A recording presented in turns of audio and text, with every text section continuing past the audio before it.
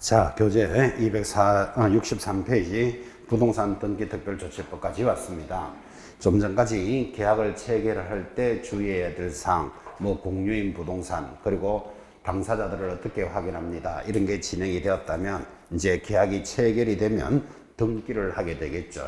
그래서 지금 단원이 등기 특별조치법인데 물건을 파는 사람과 사는 사람을 사이에 계약이 체결이 되면 이제 계약서를 작성하게 되고 등기를 하게 됩니다. 그래서 지금 우리가 부동산 등기 특별조치법까지 들었고 우리 중개사법 과목은 아니지만 등기에 관련되는 내용이 출발을 합니다. 자, 1번 옳은 것을 찾으시오. 1번 일방만이 채무를 부담하는, 자, 일방만이 채무를 부담하는 것 위에다가 정려 이렇게 적어 놓습니다.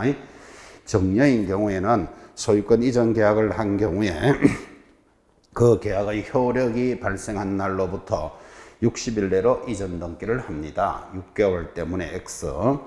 자, 2번 부동산 매매 계약을 한 자는 반대 급부의 이행이 완료된 날로부터 60일 내로 이전 등기를 하여야 한다. 자, 매매 계약을 했을 때 반대 급부의 이행이 완료된 날이 언제다? 잔금 지급한 날로부터 60일. 그래서 이제 2번이 5 이렇게 되니까, 자, 여러분은 1번, 2번 문제에서 배우실 것, 등기는 할 수 있는 날로부터 며칠 내로 해야 된다? 60일. 그거 정리하시면 됩니다. 자, 2번 잡으시고 3, 4, 5 틀린 것 참고로 읽으시기 바랍니다. 우리 과목도 아니고 등기특별조치법이죠. 자, 넘어가면 2번 등기특별조치법상 금인을 받아야 될 대상이다 이렇게 들어왔는데, 자, 지금 이런 이야기를 합니다.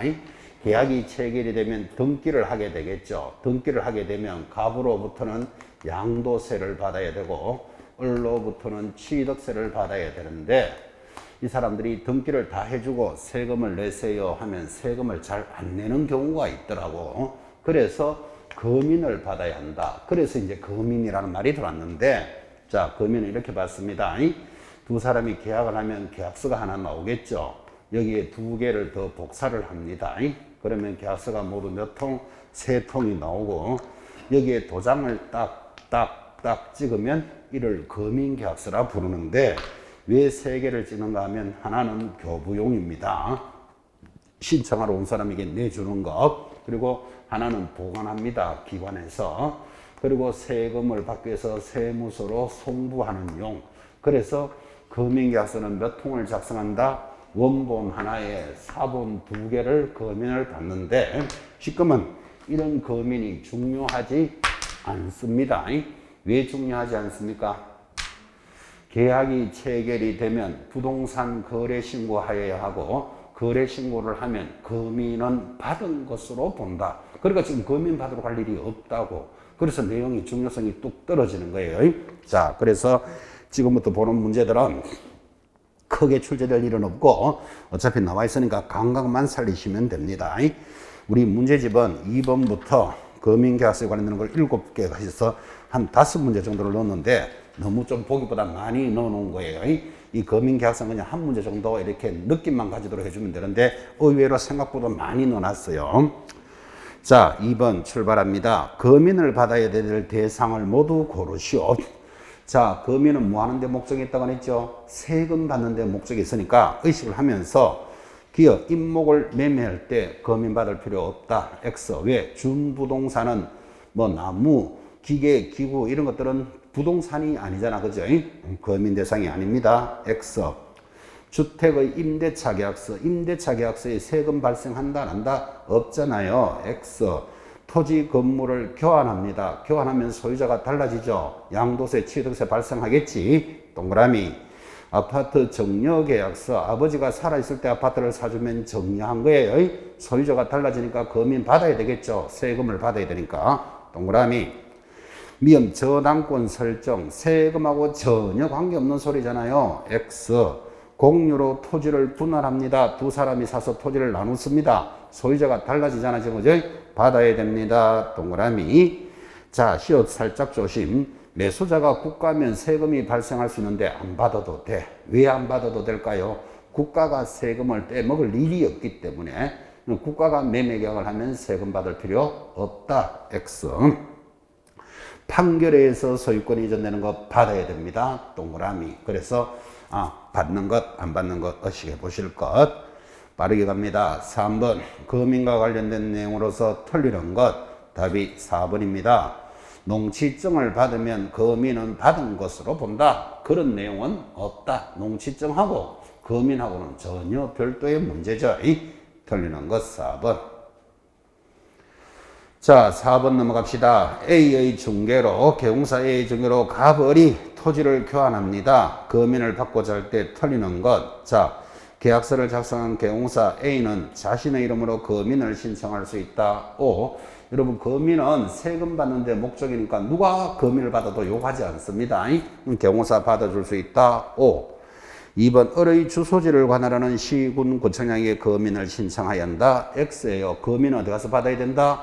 부동산이 있는 시장 군수 구청장이에요. 그래서 틀리는 것 2번 체크하시고, 자, 3, 4, 5 읽으시기 바랍니다. 5번 내려갑니다. 등기특별조치법의 거민입니다. 틀리는 것 3번 바로 갑시다.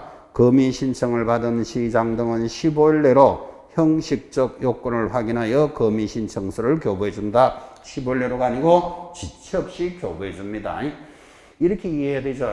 이 거민을 받으면 등기가 되는데, 자, 누구는 15일 만에, 누구는 3일 만에, 그러면 등기가 늦게 됨으로써 손해가 발생하면 누가 책임져야 되는데, 이런 문제가 생기잖아. 그죠? 그래서 이런 신고 필정, 거민 계약서 등은 어떻게 가지고 교부해 준다? 지체 없이 교부해 주는 거예요. 15일, 이런 것 때문에 X입니다. 됐고. 자, 6번은 여러분 이제 한 문제 한번 풀어봅시다. 느낌만 가지셔야 되니까. 자, 6번. 해답 보지 마시고 거민에 대해서 옳은 것 하나 찾으시오. 시작.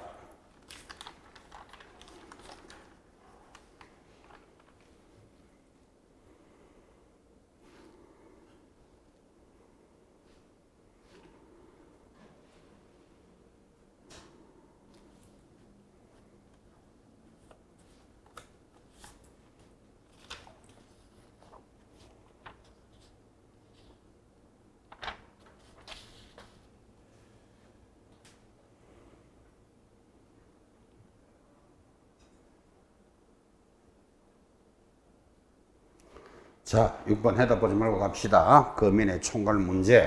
옳은 것 찾으시오. 1번.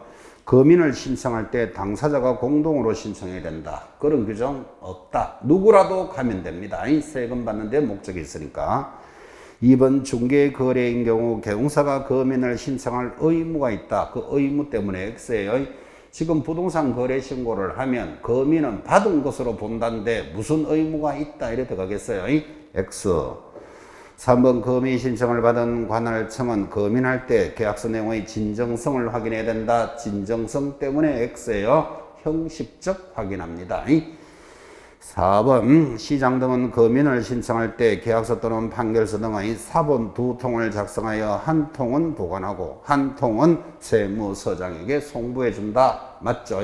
원래 하나는 교부해 줘야 되니까 답은 4번. 자, 5번 등기 원인을 증명하는 서면이 집행력 있는 판결서일 때도 거민은 받을 필요가 있다. 아까 판결로 소유자가 넘어가는 것도 거민 받아야 됩니다. 그래서 옳은 것은 4번. 자, 7번도 그거 단순없지만 예전에 출제는 한번 했습니다. 7번 문제를 하고 싶어서 암기표 있는 분들은 암기표 9번을 보시기 바랍니다. 자, 암기표 9번을 보시면 거래계약서의 필수기재 찾았습니까? 이거 100% 시험에 나온다 강조했고 9번의 거래계약서 필수기재는 거부터 출발하는 거예요. 거물의 인권은 거기에 개조부가 우리 거래계약서의 필수기재라면 오른쪽 10번 지금 우리가 공부하고 있는 거민계약서의 필수기재 찾았습니까? 자, 거민계약서 필수기재는 당, 목, 계, 대, 중, 조 여기에 개업 공인중개사가 들어간다는 게 중요하다 이렇게 많이 강조했고 암기하는 방법 당, 모가지, 개, 대가리 개업 공인중개사가 좋아한다. 그래서 당, 목, 계, 대, 중, 조 이렇게 공부했던 내용이 있습니다. 자, 그 표를 보시면서 자 문제 7번 읽고 해답만 보지 말고 답하시오. 시작. 그러니까 거민계약서의 필수기재를 알고 있느냐 지금 이 문제죠. 암기표 보셔도 되고 안 보셔도 되고.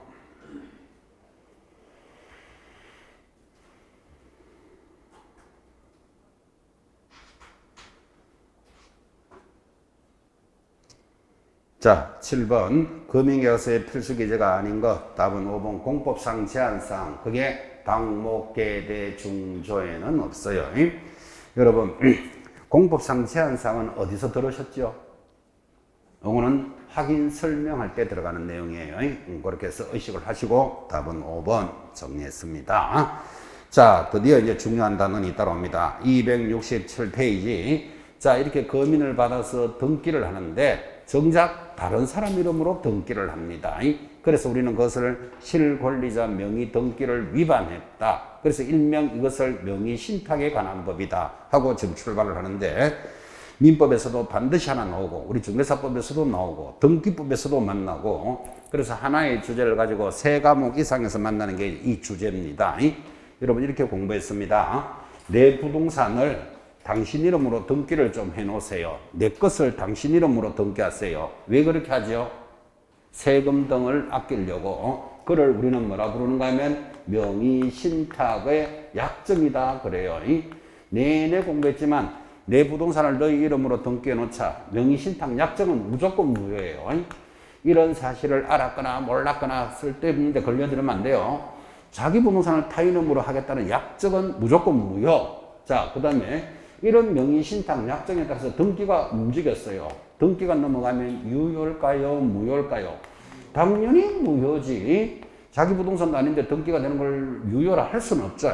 그래서 명의신탁 약정은 무조건 무효. 그것에 의한 등기도 무효인데 요 등기가 유효가 되는 게 계속해서 시험에 나온다고요. 요게 뭐다? 계약 명의신탁은 그런 사실을 알지 못한 매도인에 의해서는 유효. 이렇게 공부해요. 문제에서 만날 거예요. 자, 그 다음에 또 배웠던 거. 자, 이런 명의신탁을 맡기는 자를 신탁자라 그러고 받은 자를 수탁자인데, 신탁자는 5년 징역 2억 원 벌금이에요. 5이. 그래서 여러분한테 기억할 때 5이 호박 수박이 해결이 되어야 받은 자 3일을 찾아내는 거예요. 3년 징역 1억 원. 그리고 자기 부동산을 타인에게 넘겼으면 30% 과징금 매기고 1년 안에 제자리를 안 돌려놓으면 10%, 2년 안에 안 돌려놓으면 20%의 이행강제금이 부과된다. 그렇게 공부하셨고, 자, 그 다음에 내 부동산이 저 사람 이름으로 됐더라도 명의신탁으로 인정 안 해주는 게 있어. 그 처벌 안 하는 거 대표적으로 양도담보. 내가 대출을 받기 위해서 부동산을 대출 잡았다가 못 갚으면 내 부동산이 저쪽으로 넘어가죠. 그 사실이 양도담보라면 처벌하지 않습니다. 또 하나의 부동산을 두 사람이 소유합니다. 공유부동산, 구분소유인데 이건 서로 이름을 50%씩 불려주니까 상호 명의신탁도 명의신탁으로 처벌하지 않습니다. 그 다음 신탁법에 따른 신탁재산, 대표적으로 내 재산을 국가에 헌납하겠다, 성당에 기부하겠다, 내 부동산이 저 사람 이름으로 등기됐는데 그 이유가 신탁법에 따라서 되었다면 이거 처벌하지 않습니다. 자, 그 다음에 특례, 뭔가 하면 명의를 신탁해도 좋다, 편리하게 하기 위해서 해도 좋다. 첫 번째 종중, 배우자, 종교단체는 산하 조직에게 명의를 신탁해도 좋다, 처벌 안 하겠다 이 뜻이죠. 그 대신에 조건이 있어요. 조세 포탈이나 법령상 회피를 목적으로 하지 않을 때, 세금을 빼먹을 목적이 아니라면 해도 좋다. 그것을 특례 이렇게 얘기하는 거예요. 종중, 배우자, 그리고 종교단체는 인정해준다. 이게 전부 다입니다. 자, 이런 내용을 가지고 문제가 써 만납니다. 교재 267페이지. 자, 1번은 기본 문제니까 여러분이 하나 풀어야 돼요. 해답 보지 마시고 옳은 것 하나 찾으세요. 틀리는 것 네 군데 표시합니다. 시작.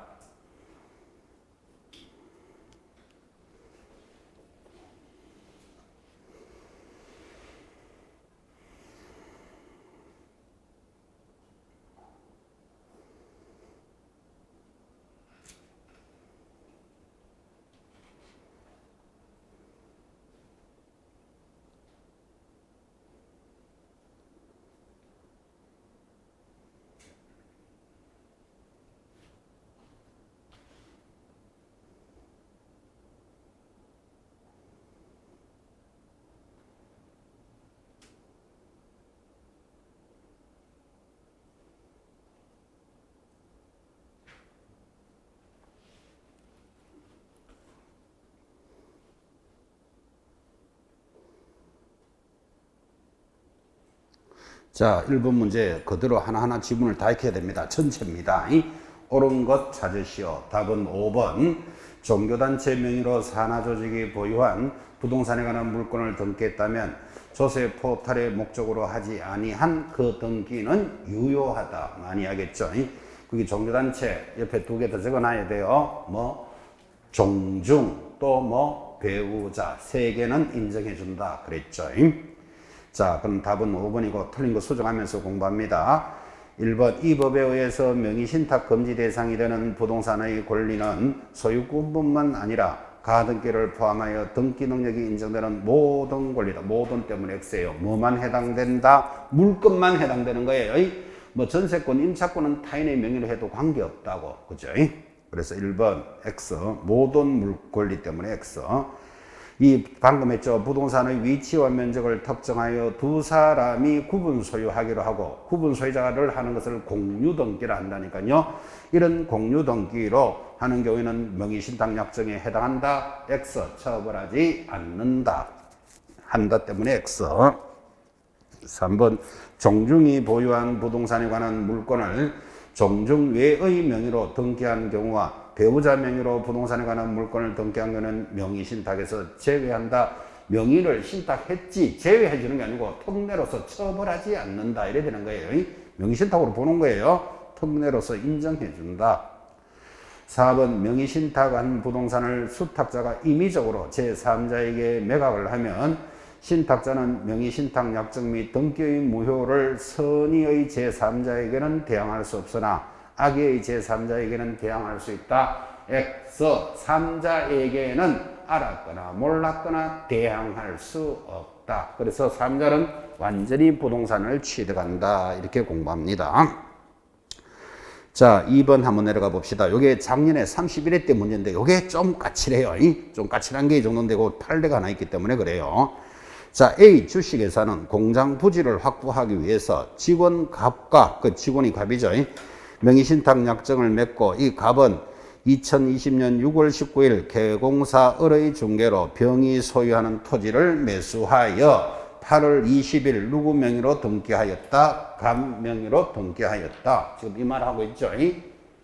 갑의 이름으로. 그러니까 주식회사 A 회사에서 갑에게 직원 A에게 야 네가 이 돈을 가지고 부동산을 사라. 누구 부동산을 병이 소유하고 있는 부동산을 샀다. 그죠?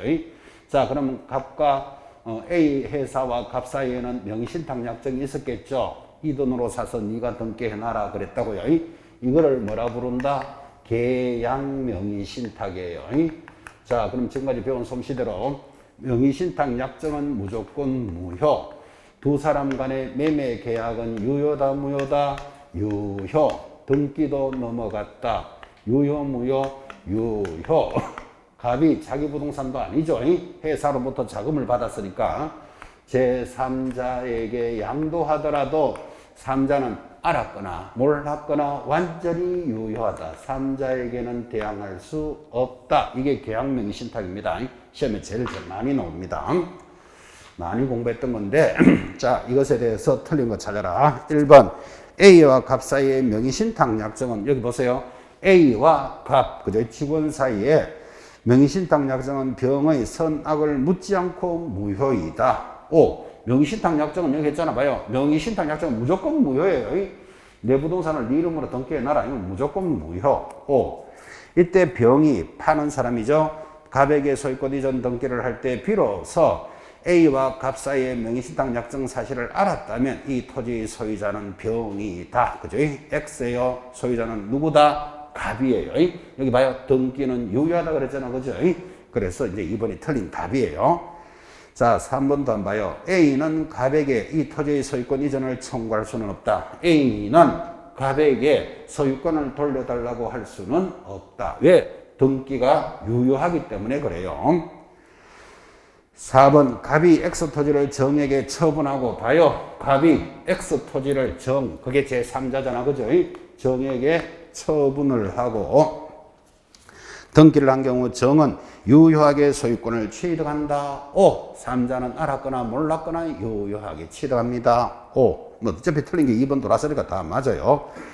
5번 A와 갑의 명의신탁 약정을 병이 알지 못했다면 갑은 X 토지의 소유권을 취득한다. 그죠? 그래서 등기를 유효하니까 소유권을 취득한다. 이게 계약 명의신탁의 기본이죠. 선의의 매도이자에 의한 등기는 유효이다. 이것 갑이 삼자에게 팔아먹더라도 이제는 횡령죄도 적용하지 않는다. 스토리가 그렇게 가는 거였죠. 자, 답은 2번이고 조금은 까칠했어요. 자, 그 다음부터는 편합니다. 이제 한번 보십시오. 명의신탁에 또 두 번째 많이 나오는 거 30회 때 나왔던 문제 3번 갑은 을과 을 소유의 부동산을 매매계약을 체결하고 친구 병하고 명의신탁 약정에 따라 을로부터 바로 병으로 소유권 이전 등기를 하였답니다. 지금 자, 갑과 을 사이에 갑이 부동산을 가지고 있는 자 맞죠? 갑과 을 사이에 을 소유 부동산, 을이 매도자네, 그죠? 그러면 자, 을이 부동산을 가지고 있고 갑과 사이에 매매 계약을 체결하고 매매는 유효, 무효, 유효. 등기가 넘어가면 끝날 건데 갑이 친구인 병의 이름으로 등기하자 이렇게 가죠. 그래서 두 사람 사이에 명의신탁 약정이 있었고 명의신탁 약정은 무효. 그것에 따라서 등기도 넘겨줍니다. 이 등기는 유효다 무효다? 당연히 무효지. 팔기는 이쪽으로 팔고 등기를 이쪽으로 넘겼으니까. 그때 병이 자기 부동산도 아닌데 정 제3자에게 알았거나 몰랐거나 3자는 완전히 유효하게 취득한다라는 제3중간 생략 등기죠. 중간 생략 등기 또는 3자 간의 명의신탁이 출발합니다. 자, 그러면 이것에 대해서 옳은 것을 골라라. 갑과 병 간의 약정이 여기 한번 보십시오. 갑과 등기를 넘기는 병 간의 약정이 조세 포탈이나 강제집행의 면탈 또는 법령상 제한의 회피를 목적으로 하지 않으면 명의신탁 약정과 등기는 유효하다. 무조건 무효입니다. 명의신탁 약정도 무효, 등기도 무효. 그러니까 1번 X. 자, 2번 병이 이 부동산을 제3자에게 처분하면 여기 봐요. 병이 이 부동산을 제3자 정에게 처분을 하면 병은 각과의 관계에서 횡령죄가 성립하지 않는다. 5. 명의신탁에 대해서 이제 횡령죄는 다 없어졌어요. 성립하지 않는다. 5. D가 갑과 을 사이의 매매계약은 유효함으로 봐요. 갑과 을 사이의 매매계약은 사고 팔았는 건 유효하잖아요. 유효함으로 을을 상대로 소유권 이전 등기를 청구할 수 있다. 그래서 갑은 야 유효하니까 등기를 넘겨주시오 라고 청구할 수 있다. 5. 리얼 병이 소유권을 취득하고부터 틀렸죠. 여기 한번 봐요. 지금 매매는 두 사람이 하고 등기를 이쪽으로 넘겼는데 병이 소유권을 취득하고 들으면 벌써 X예요. 등기는 무효예요. 이 등기가 무효이니까 빨리 이 등기는 제자리에 돌려야 돼. 그래서 이 사람을 원소유자다 이렇게 불러요. 매도인을. 원소유자를 대상으로 갑은 내가 샀으니까 등기를 넘겨주시오 이렇게 청구해야 되고 청구하는 순간 내 거라는 표시가 나니까 이 사람은 신탁자, 맡긴 자가 돼서 5년 징역 2억 원 벌금, 여기는 3년에 1억 원 그렇게 공부를 해왔어요. 자, 답은 3번 체크하시고 지금 4번 계속했던 내용이잖아요. 실권리자 명의 등기에 대해서 옳은 것을 찾으시오. 1. 채무 변제를 담보하기 위해서 채권자가 부동산에 관한 물건을 이전하거나 가등기하는 걸 뭐라 부르죠? 양도담보는 명의신탁의 약정에 해당한다. X. 양도담보 처벌하지 않습니다. X. 이 수탁자로부터 신탁재산을 매수한 제3자가 명의수탁자의 배신 행위에 배신에 동그라미 해놓고 적극적으로 가담했다면 수탁자 3자 사이의 매매계약은 무효이다. 여기 한번 보십시오. 3자는 알았거나 몰랐거나 무조건 유효하죠. 3자는 알았거나 몰랐거나 유효하죠. 근데 무효가 딱 되는 게 하나 있다고. 수탁자와 서로 배신 행위를 했다면, 그죠? 야, 네 것도 아니잖아. 빨리 쌍쌍하게로 넘겨라. 해서 받아갔다면, 그 3자와의 관계는 무효예요. 딱 3자가 무효가 되는 게 하나가 준비되어 있죠. 자, 그래서 옳은 것은 2번 체크하시고 3, 4, 5 틀린 거 봅니다. 자, 5번 문제 여러분 하나 풉니다. 틀리는 거 찾으시오. 그러니까 한 개가 틀리고 다 맞을 거예요. 해답 딱 가리시고 틀리는 거 찾습니다. 시작.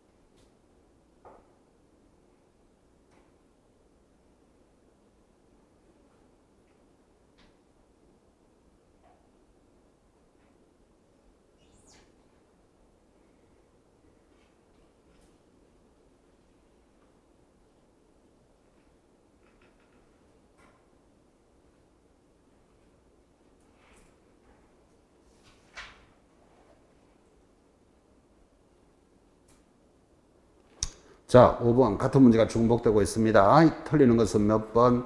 2번. 방금 했지만 종교단체 명의로 산하 조직이 보유한 부동산에 관한 물건을 등기했다면 언제나 무효이다. X. 조세 포탈의 목적이 아니라면 유효하다. 그랬죠. 그죠? 그럼 틀린 것 2번 잡으시고 공부합시다. 반복되는 거죠. 1. 배우자 명의로 물건을 등기한 경우 조세 포탈, 강제집행의 면탈, 법령상 제한의 회피를 목적으로 하지 않는 한 명의신탁은 뭐다? 유효. 5. 3번 위법한 양자 간의 명의신탁에서 수탁자, 받은 자가 명의신탁된 부동산을 임의적으로 제3자에게 처분하면 횡령죄가 성립되지 않는다. 5. 지금 이제 3개의 명의신탁은 전부 횡령죄는 적용하지 않습니다. 5. 4. 수탁자, 받은 자는 이 법상 과징금이나 이행강제금의 대상이 아니다. 굳이 맡긴 사람이 이행강제금의 대상이지 받은 자가 대상은 아니잖아. 그죠? 5번도 부와 자가 아버지가 아들의 명의를 빌려 부동산에 관한 물건을 등기했다면 조세 포탈에 등기했어도 등기는 당연히 무효입니다. 배우자 간에 인정해준다 그랬지 부자지 간에 인정해준다 이런 거는 없어요. 그래서 확인하는 문제였습니다. 틀린 것 2번. 6번도 계속했던 문제입니다. 자, 봅시다. 이것도 하나 배울 게 있죠. 옳은 것을 모두 찾으시오. 기억, 경매 목적 부동산의 소유권은 매각대금을 실질적으로 부담한 자가 누구인지와 상관없이 대외적으로 물론 대내적으로도 그 명의인 경락한 자가 취득한다. 오, 그대로 기억해요. 자, 이름 한번 봐봐요. 아까 이런 말 했잖아요. 자금을 지원하고 네 이름으로 등기해놔라. 이걸 계약명의 신탁이라고 그랬죠. 이걸 다시 해봅시다. 이 부동산이 경매에 나왔습니다. 그때 이 갑이 경매로 낙찰받았다면 이 사람은 우리 판례가 자금을 지원받았던 자기가 냈던 일단 경락받은 자가 소유권을 취득한다. 이게 판례다 이 말이에요. 이게 경매 물건이면 기억 5. 니은 무효인 명의 신탁 약정에 따라 수탁자 명의로 등기가 되면 그 등기는 불법 원인급여에 해당하지는 않는다. 당연하지. 무효인 행위를 했기 때문에 불법 원인급여에는 해당하지 않습니다. 5. 동그라미 디귿 소유권 보존 등기를 타인의 명의로 한 경우에도 명의신탁 약정은 무효가 되고 명의신탁에 의한 소유권 보존 등기도 무효가 됩니다. 5. 동그라미 결국은 이전 등기든 보존 등기든 타인의 이름으로 등기하면 처벌한다. 그 뜻이에요. 5. 리얼 상호 명의 신탁 아까 했잖아요. 하나의 부동산을 두 사람이 가지고 있는 공유 등기 그걸 서로 이름을 빌려주니까 상호 명의 신탁 관계 내지 구분 소유적 공유 관계에서 건물의 특정 부분을 구분 소유하는 자 건물 전체에 대한 공유물 분할 청구를 할 수는 없다. 그죠? 있다 때문에 X. 자, 그래서 옳은 것은 5번 이렇게 갑니다. 자, 7번이 역시 중요한 문제, 출제했던 문제입니다. 이제 7번을 해결하면 전체를 한번 다 보게 됩니다. 해답 넘어갔으니까 멋지죠? 자, 7번 문제 읽고 옳은 것을 찾으시오. 기출된 지문은 암기하다시피 지문 보셔야 돼요. 시작.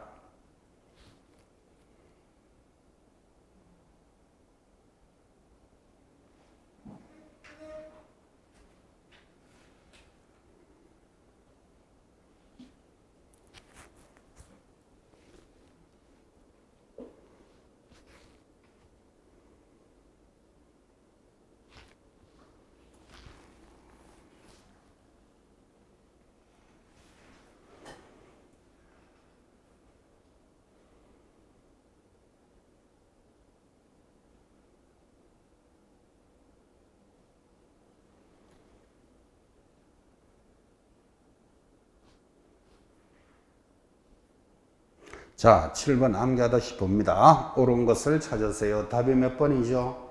1번이죠. 위법한 명의신탁 약정에 따라 수탁자 명의로 등기한 명의신탁자 맡긴 자는 5, 2, 그죠? 받은 자는 3, 1 이래 가는 거예요. 자, 1번이 오라면 2번 무효인 명의신탁 약정에 따라 수탁자 명의로 등기한 신탁자에게 해당 부동산 가액의 30%의 과징금은 배웠는데 확정 금액 때문에 X예요. 항상 30% 이하 이렇게 공부하시기 바랍니다. 이게 왜 그런가 하면 헌법 소원을 받았는데 1억짜리를 명의신탁해도 30% 뺏어가고 100억짜리를 해도 30% 뺏어가면 좀 억울하잖아요. 그죠? 그래서 30% 이하에서 과징금을 부과합니다. 확정 금액 X. 3번 위법한 명의신탁의 신탁자라도 이미 실명 등기를 하였다면 과징금을 부과하지 않는다. X예요. 타인 이름은 넘어가는 순간 과징금은 발생하는 거예요. 4번 명의신탁을 이유로 과징금을 부과받은 자, 과징금 부과일로부터 평가액의 20%를 매년 이행금으로 부과한다. X 어떻게 배웠습니까? 1년 안에 안 돌려놓으면 10%, 다시 1년 안에 안 돌려놓으면 20% 이렇게 부과되죠. 마지막 수탁자는 얼마? 3년 징역 1억 원 3일 이렇게 공부했습니다. 자, 출제된 지문이 이 정도 수준입니다. 답은 1번으로 정리하시고, 자, 이어지는 단은 주택임대차 주임법이 출발을 합니다. 이 주택임대차 한 문제 나옵니다. 중개사법에서 무조건 또 하나가 나온다는데 의미가 큰데 오늘 약 20개 문제를 해결합니다. 그러면 약 이 20개 문제에서 벗어날 일이 절대로 없겠죠. 그래서 문제에 충실하셔야 됩니다. 지금 그 이야기를 합니다. 자, 1번 주택임대차에 관련된 가장 가벼운 내용 범위를 묻고 있습니다. 주임법의 적용 범위입니다. 틀리는 것은 가볍게 2번 체크합니다.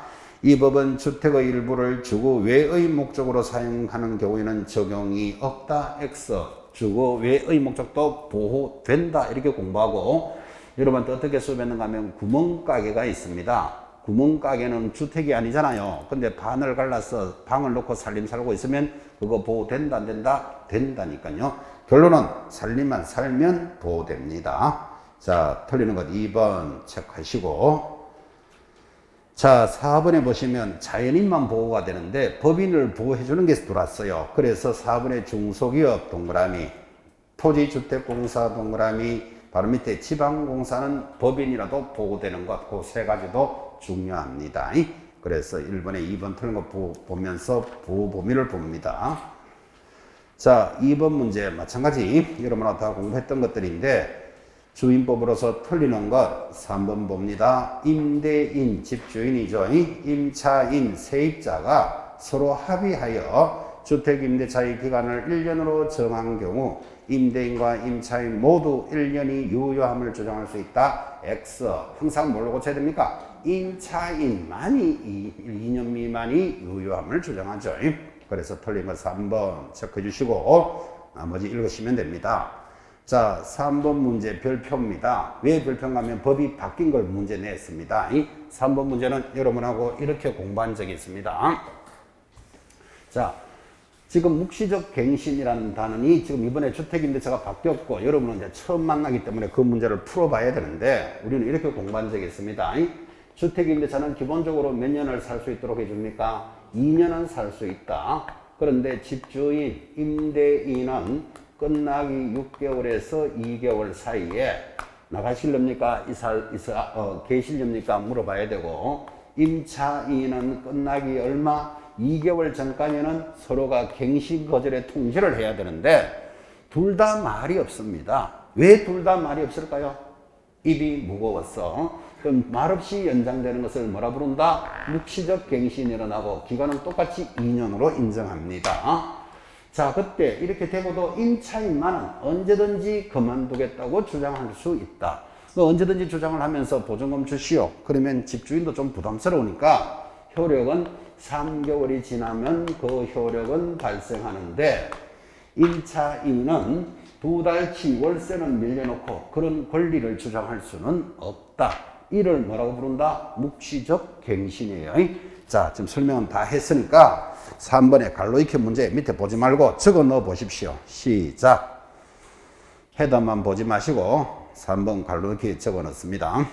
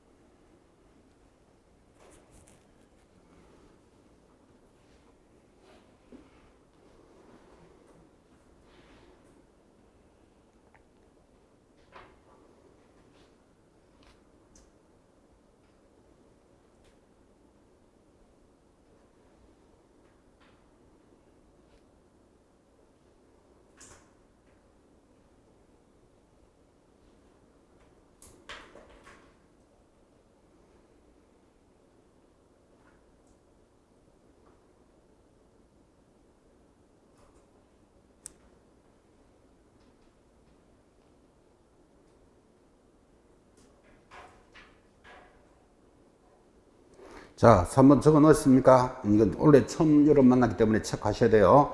자, 박스 첫 번째 어리 임차인이죠. 임차인이 임대차 기간 만료 얼마? 2개월 전까지 갱신 거절의 통지를 하지 않는 경우 그 기간 만료 시 전임대차와 동일한 조건으로 묵시적 갱신이 된다. 2개월. 자, 두 번째 임차인 을이 얼마의 차임을 연체했다면 2개의 차임을 연체했다면 묵시적 갱신은 허용하지 않는다. 3번 임대인갑이 임대차 기간 종료 얼마 6개월 전부터 2개월 전까지 계절의 통지를 하지 않으면 전임대차와 동일한 조건으로 묵시적 갱신이 되고 마지막 묵시적 갱신이 되었더라도 을에 의해서 계약 해지의 통지는 임대인갑이 통지를 받은 날로부터 얼마가 지나면 3개월이 지나면 효력은 발생한다. 지금 그림 그렸던 거 그대로죠. 이 지문 중요합니다. 여기 지금 배우고 계시는 주택임대차는 이게 2개월인데 상가는 얼마죠? 1개월입니다. 다음 주에 하겠죠. 우리 의식하고 보셔야 됩니다. 자, 4번 방금 했던 문제 그대로입니다. 주임법의 갱신요구권에 대해서 틀리는 것은 답이 4번인데 갱신요구로 임대차 계약이 갱신이 되면 임차인은 계약 기간 동안 임대차 계약을 해지할 수 없다. X 임차인은 여기 그림 보고 있습니까? 언제든지 해지할 수 있고 효력은 3개월이 지나면 발생한다. 그래서 틀린 것 4번 정리하시고 자, 이 5번 문제가 또 별표입니다. 원래 처음 만나니까 여러분들은 그죠? 5번 별표하시고 주목합니다. 주택임대차는 원래 얼마를 살지요? 2년을 살 수 있는데 이번에 법이 6월 1일부터 어떻게 바뀌는가 하면 나는 한 번 더 연장하고 싶다라고 요구할 수 있고 그때 한 번은 몇 년이다? 2년의 범위 내에서 연장을 하는데 그 연장이 안 되는 거절 사유가 있습니다. 이거 한번 풀어봐야 된다고. 그래서 5번 제일 밑에 해답 가리시고 갱신 요구에 거절을 할 수 있는 사유가 아닌 것 찾으시오. 한번 읽어봐야 됩니다. 시작.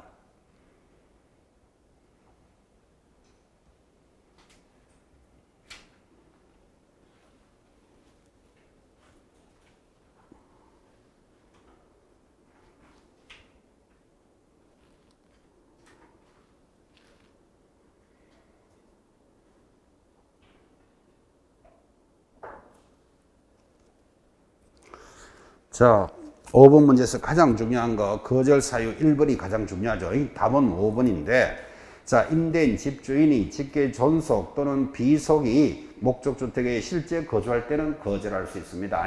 자, 세입자가 2년을 살다가 나 더 살고 싶소 요구하면 거절할 수 없는데 거절할 수 있는 제일 중요한 사유가 자기가 들어가서 살겠다. 그러면 거절할 수 있습니다. 직계 존비속. 그 다음 2, 3, 4는 전부 다 합의를 했거나 임차인이 잘못한 것은 거절할 수 있는 거예요. 뭐 2개의 차임에 밀리도록 연체됐거나 그죠? 그래서 해당되지 않는 건 5번. 임차주택이 담장이 노후하여 담장을 수리할 때 나 거절한다. 그런 말은 없어요. 이건 만들어 놓은 거예요. 그래서 거절 사유를 잘 보는데 이제 이어지는 문제가 이렇게 이어지겠죠. 자, 사실은 월세 30만 원으로 살고 있는데 집주인이 월세 80만 원짜리를 구해놨어요. 그럼 이 사람을 보내고 80만 원으로 받는 게 훨씬 낫잖아 지금 그죠? 그런데 저 사람이 안 나가고 있으니까 내가 들어가서 살겠소 라고 거절해서 쫓아내고는 다른 사람이 들어오면 나간 임차인이 손해를 입었겠죠.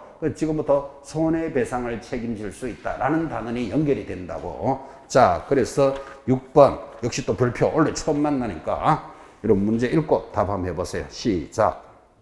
해답 보지 마시고.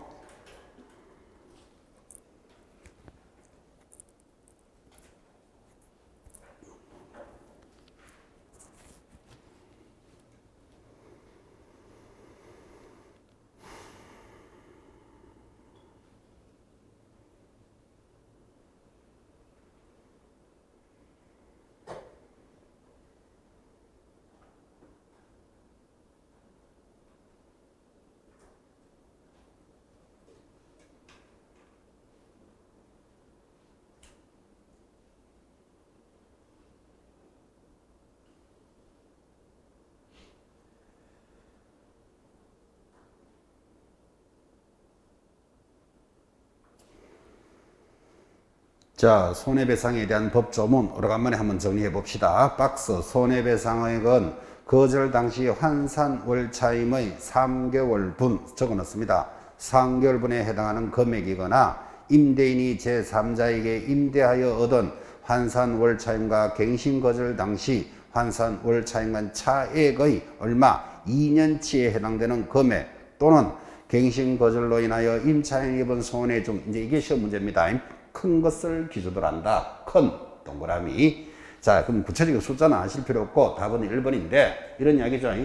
내가 원래 월세 30으로 살고 있었어. 그럼 2년이 연장되면 그냥 30을 낼 건데 나가라 하는 바람에 나가서 80만 원짜리를 구했어요. 그럼 내가 50만 원씩 손해봤잖아. 그죠? 이거에 3개월치. 그럼 50만 원에 3개월이면 150만 원. 이거나 아니면 그때 환산 월차임의 2년치 중에서 두 개 중에 큰 금액을 하는데 그 두 개 중이라는 것은 이사를 안 나갔으면 이사비 안 들었을 거 아니라, 그죠?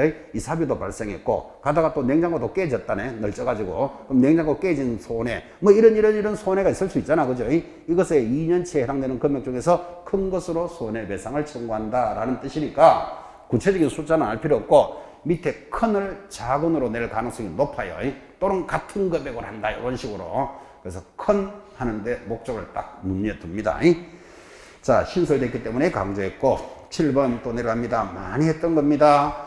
주택임대차에 대해서 옳지 않는 것, 다 맞는데 틀리는 것 2번 갑시다. 한 집안에 다가구용 단독주택의 동그라미. 그럼 다가구는 단독이라고 지금 설명했잖아요.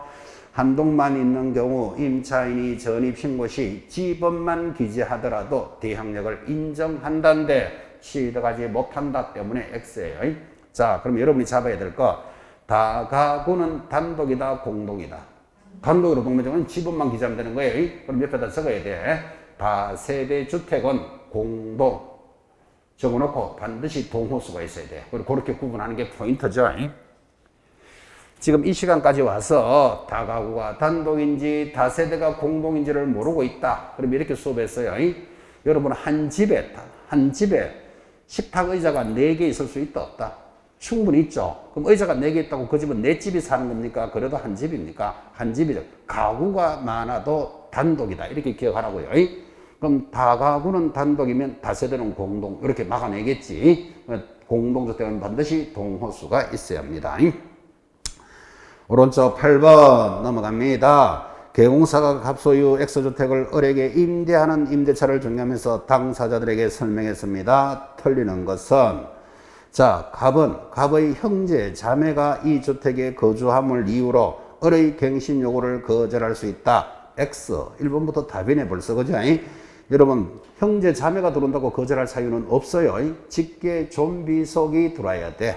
1번 탁 찾아내고, 자, 나머지들은 맞는 것들이니까 읽어놓습니다. 특히 거기 5번 같은 지문은 주택임자의 기본이죠. 5번 주임법의 규정에 위반한 갑과 을 간의 약정으로서 을, 임차인에게 불리한 것은 효력이 없다. 우리는 이것을 뭐라고 불렀어요? 편면적 강행 규정이 적용한다. 자, 9번 문제 출제 문제입니다. 30회 때 출제 문제니까 해답 넘어가서 멋지죠? 밑에 해답 딱 가려놓고 9번 문제 읽고 답합니다. 시작.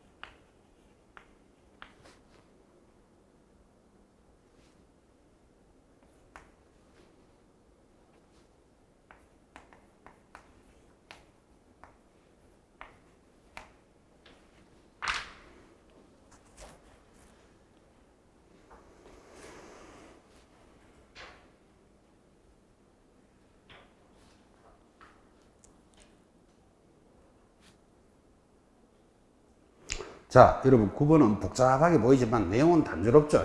자, 지금 누구라고 이야기하고 있는가 하면 갑의 주택을 가지고 있는 사람입니다. 갑의 주택을 을이 언제 6월 3일 업무를 인도받고 뭘 했다? 확정일자를 찍었다. 그죠? 그리고 병은 그날 6월 3일 4시에 저당권이 설정되었고 정이라는 자는 그 다음날, 그 다음날이니까 그게 6월 4일이겠지. 6월 4일 저당권을 설정했다. 자, 이거를 딱 보는 순간 순서가 1번이 누굴까요?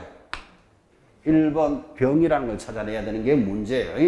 왜 그런가 하면 어른 6월 3일 건물을 인도받고 확정일자를 찍으면 그 다음날부터 대항력이잖아. 그죠? 그럼 언제? 6월 4일. 그리고 확정일자는 3일날 찍었더라도 우선 면제권은 언제다? 6월 4일이다. 이 말이에요. 자, 그러면 저당은 언제 들어왔죠? 6월 3일. 그러니까 1번이 병저당이 제일 빠르잖아요. 저당권.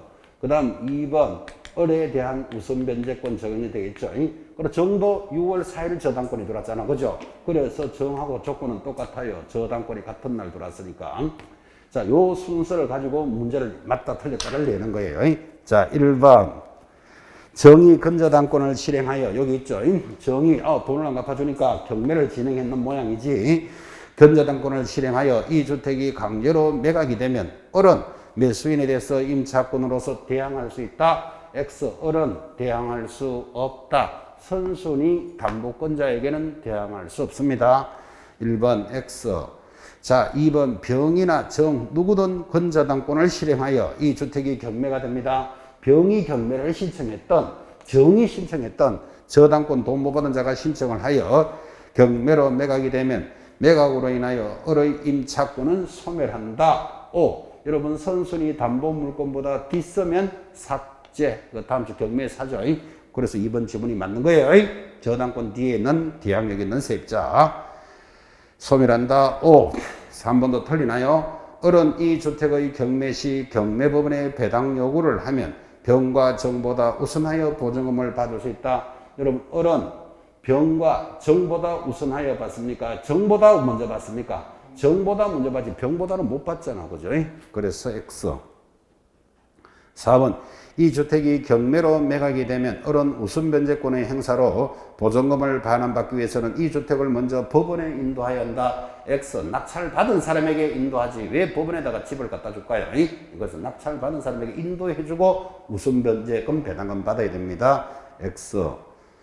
5번. 이 주택에 대해서 을이 집행권원을 얻어, 집행권원이 판결문입니다. 다음 주에 알겠지만 결국은 을도 보증금을 안 내주니까 소송을 내서 판결문을 받아서 강제경매를 신청하였더라도 우선 변제권을 인정받기 위해서는 배당 요구 종기까지 별도로 배당 요구해야 한다. X. 배당 요구할 필요 없다. 왜? 등기되어 있는 권리는 배당 요구하지 않습니다. 등기부로 순수를 알 수 있잖아. 그죠?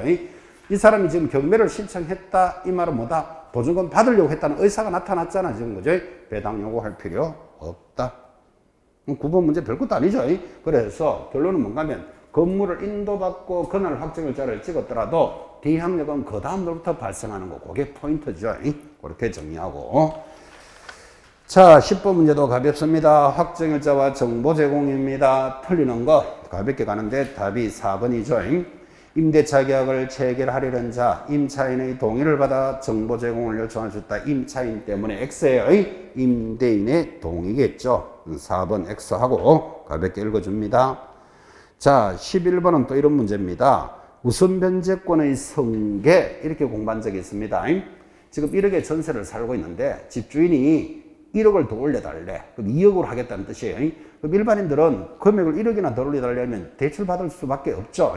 근데 대출, 전세자금 대출이자가 12.3%예요. 서민들이 빌리는 대출이자가 12.3%니까 너무 세다. 왜 이렇게 이자를 세게 받는다 하니까 은행도 우리도 1억을 대출해주고 원금을 못 받으면 위험 부담이 크니까 이자라도 높게 받겠다. 그렇게 들어오니까 그러면 대출 받은 것을 우선 변제권을 승계해주면 은행이 먼저 가져가게 해주면 이자를 낮추는 효과가 생기더라고요. 그래서 지금 전세자금 대출이자가 3~4%까지 내려왔어요. 이를 뭐라고 부른다? 금융기관이 우선 변제권을 승계한다라는 제도예요. 자, 이것에 대해서 틀리는 것 답은 4번 갑시다. 이 금융기관 등은 우선 변제권을 행사하기 위해서 임차인을 대리하거나 대위하여 임대차 계약을 해지할 수 있다면 X예요. 대리해서 해약할 수는 없다. 4번만 딱 잡아내시고 가볍게 한번 읽어보시기 바랍니다. 12번 문제 중요합니다. 우리 실무에서는 그래도 최우선 변제를 안 묻고 지나갈 수가 없습니다. 자, 12번에서 다시 지금 서울에서 최우선 변제가 이번에 바뀌었다 그랬잖아요. 얼마? 1억 5천 이하일 때 5천만 원까지 최우선 변제됩니다. 5월 달부터 바뀌었습니다. 자, 그럼 최우선 변제 그 건에 대해서 서울에서는 1억 5천일 때 5천 이건 암기해 놓으셔야 된다 그랬다고. 자, 지금부터 12번 문제 해답 보지 말고 바른 것을 찾으시오. 옳은 것 찾으시오. 시작. 틀리는데 네 군데 표시도 해봅니다.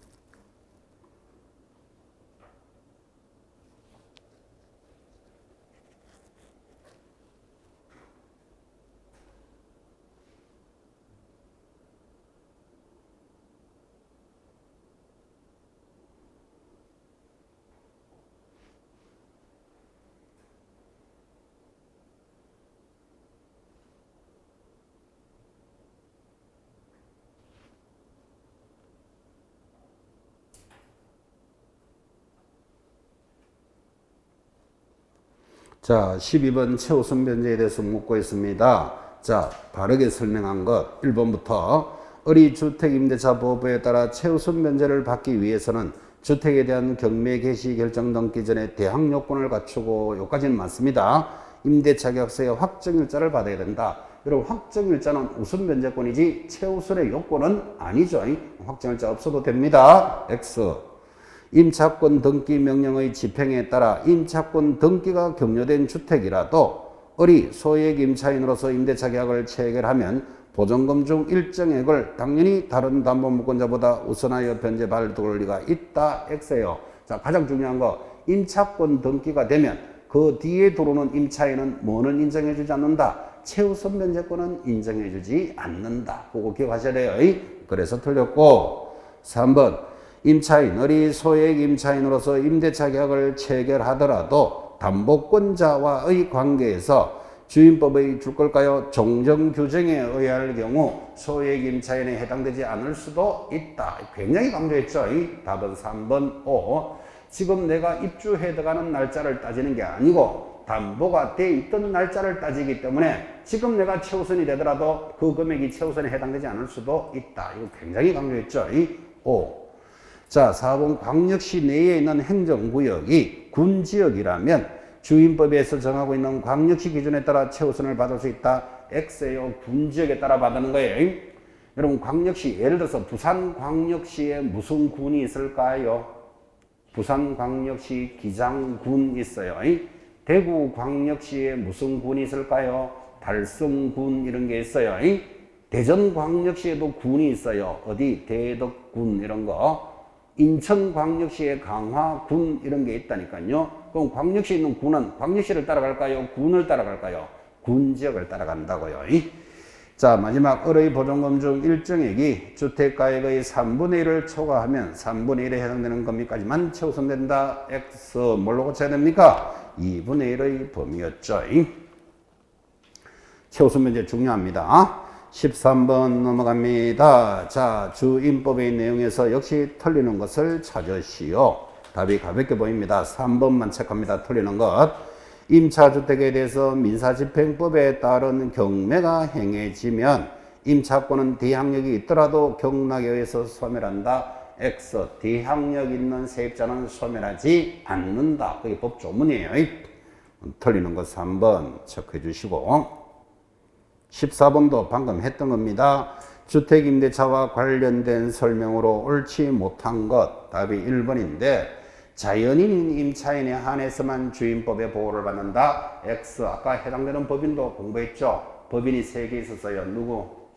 한국토지주택공사, 지방공사, 중소기업은 법인이라도 인정을 해줍니다.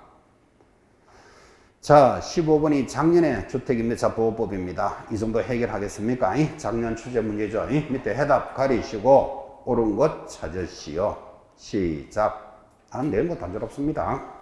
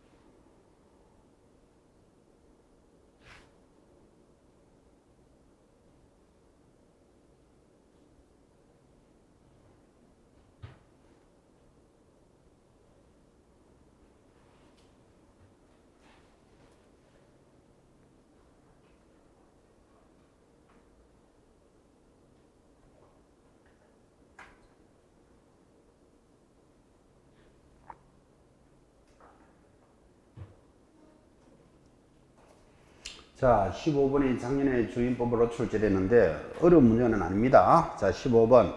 갑의 중개로 병은 2018년 10월 17일 을소유 용인에 소재하는 주택에 대해서 보증금 5천만 원 2년으로 을과 임대차 계약을 체결하였고 계약 당일 주택을 인도받고 주민등록도 이전했으며 임대차 계약서의 확정일자도 받았다. 그러니까 대항력도 갖추었고 우선변제권도 다 갖추고 있죠.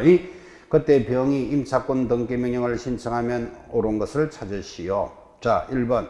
병은 임차권 등기 명령을 신청할 때 신청의 취지와 이유를 적어야 하지만 임차권 등기의 원인이 된 사실을 소명할 필요는 없다. X 당연히 소명해야 됩니다. 보증금을 내주지 않으니까 신청합니다. 이렇게 소명해야 됩니다. X. 이 병이 임차권 등기와 관련하여 든 비용은 당연히 임대인, 집주인에게 청구할 수 있고 임차권 등기 명령을 신청과 관련하여 든 비용은 당연히 을에게 청구한 비용도 청구할 수 있고 청구 명령에 관련된 비용 청구합니다. 3번.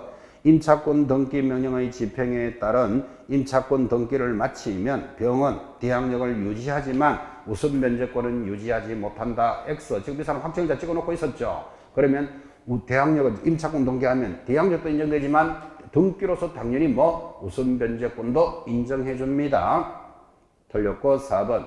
임차권 등기 명령의 집행에 따른 임차권 등기 후에 병이 주민등록을 경기도에서 어디로 갔다? 서울로 이전하더라도 대항력은 상실하지 않는다. 이사를 나가더라도 인정해 주려고 지금 등기하는 거잖아. 그죠? 다 틀렸죠? 맞는 것 5번. 그때 병은 이 주택에 대해서 을과 합의하여 민법에 의한 임차권 등기를 경유한 경우 대항력과 우선변제권을 당연히 취득합니다. 그래서 옳은 것은 5번. 왜 틀린 것도 가볍게 정리됐고. 자, 16번 문제도 법조문입니다. 가벼운 문제입니다. 틀리는 것을 모두 고르시오. 같이 갈까요? 기억. 임차인이 상속인 없이 사망한 경우에 임차인과 가정공동생활을 하던 사실혼 배우자는 임차권을 승계하고 1개월 내로 임대인에게 반대 의사를 표시하면 그러하지 아니하다. 그래서 사실상 혼인관계자 승계하는데 승계받기 싫으면 1개월 내로 의사표시를 한다는 조문이죠. 5. 2번.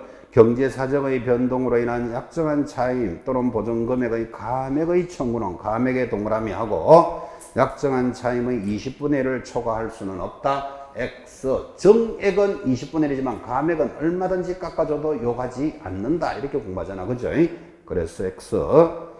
3번. 주택 소재지가 대구광역시라면 보증금 1억 2천만 원 중 2천만 원에 대해서 최우선 변제권을 인정한다. 무조건 X예요. 금액을 암기했지 않았더라도 서울은 얼마죠? 1억 5천일 때 5천. 그 다음에 수도권 과밀권역 1억 2천일에 나가니까 광역시는 얼마인지 모르지만 1억 2천은 일단 아니고 2천만 원도 틀려요. X. 리얼. 임차인에게 우선 변제권이 인정되기 위해서는 임대차 계약 당시 임차 보증금이 전액 지급되어야 한다. X죠. 우선 변제권을 지급하는데 전액 지급될 필요 없죠. 확정일자를 요소로 합니다. 그래서 틀렸고 답은 기억. 자, 17번도 많이 계산 문제 해봤습니다. 보증금 1억을 6천만 원으로 내리고 이제 4천만 원은 뭘로 한다? 월세로 전환할 때는 얼마를 받을 수 있느냐? 갈로 열고 한국은행 공시 기준 금리는 연 1%로 보자. 이제 이렇게 얘기했습니다. 이거 공부했는 거 기억납니까? 주택임대차의 월차임은 연 10% 또는 기준금리 더하기 2% 중 낮은 금리로 해라. 이게 월차임의 전환입니다. 기억나셔야 돼요. 자, 그러면 지금 뭐라고 했는가 하면 보증금 1억을 있다가 보증금 1억을 은행에 넣어봤자 이자도 별로 없으니까 보증금은 이제 6천으로 하고 나머지 4천을 월세로 주시오. 이런 경우가 있다 없다? 많이 있지. 그럼 이거 얼마까지 받을 수 있느냐? 지금 이 문제잖아. 그죠? 그래서 계산이 연 10% 또는 기준금리 더하기 2% 중 낮은 것을 하니까 지금 기준금리를 얼마로 하자? 1%로 하자라고 줬잖아요. 그럼 이거 보나마나 뭘로 계산해야 된다? 3%로 계산해야 되겠지. 그러면 4천만 원을 월세로 받으려면 곱하기 3% 하면 0.03이잖아요. 3, 4, 12, 120만 원이 나오는데 이게 연이니까 나누기 12를 해야 월이 될 거 아니라, 그죠? 그럼 120만 원을 12 하면 남은 거는 얼마? 10만 원. 그 이거 10만 원으로 받아라. 이 말이에요, 지금, 그죠? 이 숫자 기억해 놓으셔야 돼요. 다음 주에 하겠지만 상가는 얼마죠? 연 12% 기준금리 곱하기 4.5배 중 낮은 것으로 하라. 이렇게 공부해요.